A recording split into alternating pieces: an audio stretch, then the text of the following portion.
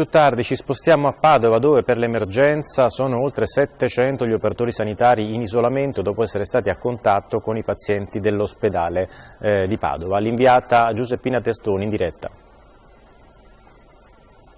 Eccoci, buongiorno, io mi trovo proprio all'ospedale di Padova. Oggi non sono aperte le tende che vedete alle mie spalle, allestite nei giorni scorsi dalla Protezione Civile per effettuare gli screening sul coronavirus.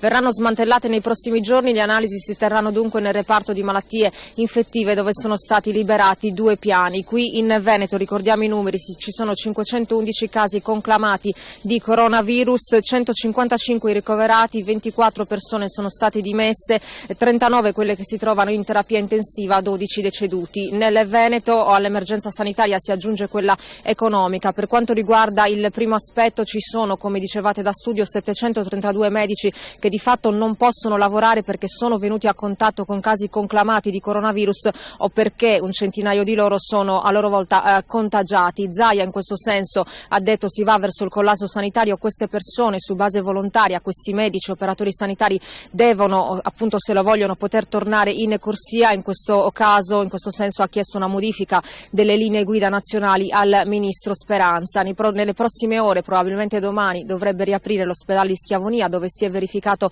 il primo deceduto da coronavirus, Adriano Trevisan, pensionato di Vo Euganeo, dove continua la seconda tranche di tamponi per verificare l'andamento della malattia. Parlavamo anche delle conseguenze economiche dell'emergenza coronavirus. Ebbene, i sindacati hanno lanciato l'allarme soltanto nella provincia di Padova. 115 imprese hanno chiesto gli ammortizzatori sociali per 5.000 lavoratori. Per ora questi gli aggiornamenti dal Veneto.